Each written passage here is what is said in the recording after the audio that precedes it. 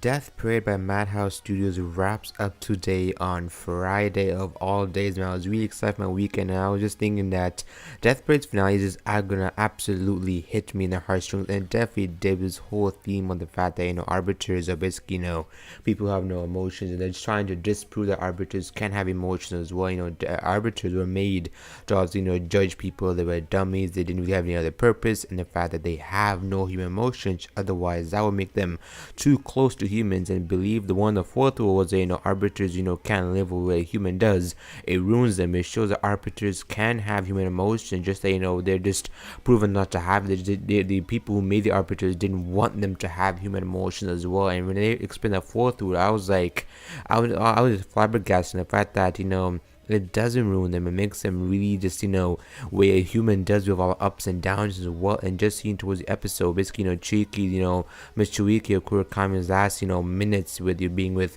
the arbiter Decim, whatever, seeing them go to basically the void where everyone's souls were and where everyone's, becomes a dummy, whatever. And then just seeing, Decim obviously say, you can come back to life if you press his button as well, which actually was kind of a lie, because obviously Decim probably wanted her to press the button. If she did, she would probably be sent to the void. So, this was asking her judgment. Is she willing to basically, kill a person to bring herself back to life, which most, people would do because they want to see their parents, something else. But that was the wrong choice, and she did the right answer by not pressing the button. And she said, other people have feelings as well, and just seeing all the other cast of characters as well being shown, like, the old lady who recently died, and the other two couples, the Takashi and Miss Takashi and Gatashi. I can't remember their names, whatever. All the other characters we saw throughout the entirety of the anime as well. They love somebody. They regret dying. Obviously, the one lady who obviously had made children want to go back to her children, or the guy who basically killed himself and he was really a gamer guy, whatever. The arcade episode, also the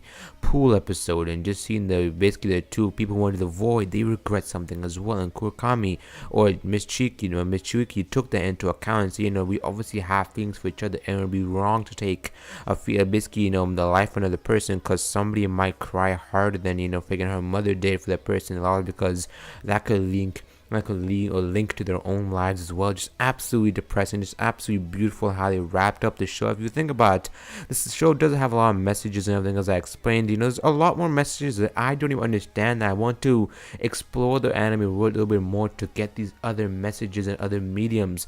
It's just brilliant how entertaining the show was. The whole game aspect to keep you entertained, but just also shows you a whole message of regret, of love, of hatred, of just everything else. It's able to make younger people and older people happy at the same time, able to revive some of our old tabletop loving childhoods as well. If you look at it, Madhouse did a brilliant job making their own anime original. I would say this is one of my favorite not my ultimate favorite Madhouse work. Hunter x Hunter, not a show hasn't topped that show for me yet, but just absolutely just a brilliant. I absolutely did love freaking, or maybe Full Malcolm's Brotherhood tops Hunter x Hunter. Well, I have to rethink that later on. Those two are really close for me, so I have no idea which tops the other. Sometimes they top each other in certain days. I have no idea why if I think about it. But overall, back to the topic, Madhouse is an absolute good job for this show. If you take a deeper look in this show, it'll have a lot more themes and messages and everything else of overall, of death, of love. I just explained before a few seconds ago, actually. I just keep repeating myself because I have nothing to say at this point. I absolutely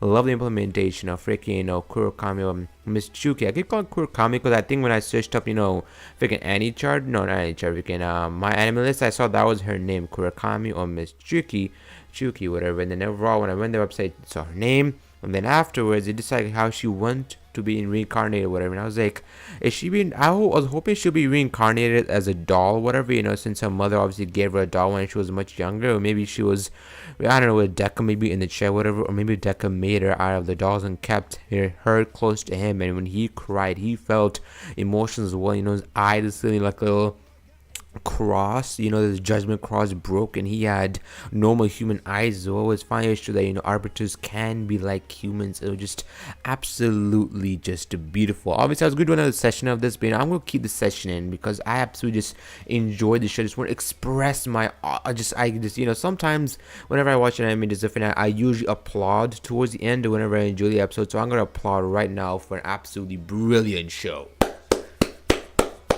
Good job, Madhouse. You did a very brilliant job. A lot of people disagree with me and say, Death Parade is awesome. I'm not gonna say Death Parade is the best show ever, of course not, but I feel like it deserves basically maybe a 7. I'm not gonna say 7 is a bad rating. That's a pretty good rating because I wish it was a bit longer. It did flesh Deckham's character more. Obviously they did basically show Decim judging everybody else. I just wish it was a bit longer to flesh out some of the characters as well. Episode 8 and 9 was basically 8 out of 10, 8 out of 10. Those 2 episodes are just 8 out of 10 as well. I wish they would explain more, make this series be 16 episodes as well, explain a bit more about the characters and go in depth to the whole Arbiter world as well. So maybe I'll bump that up to a 7.6 or 7.5. You guys let me know, what rating would you give the show overall? I have no idea. My rating for this show might change every time I watch an episode or two. And I love how it's episodic, so if you miss an episode you can just go to the next one, but I don't advise you do that, or I hope you did not do that, because sometimes some episodes link to each other as well, and I fucking do not like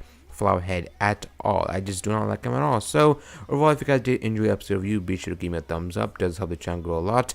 Dislike the video if you don't enjoy the video in any way possible, and I see you guys later. Farewell.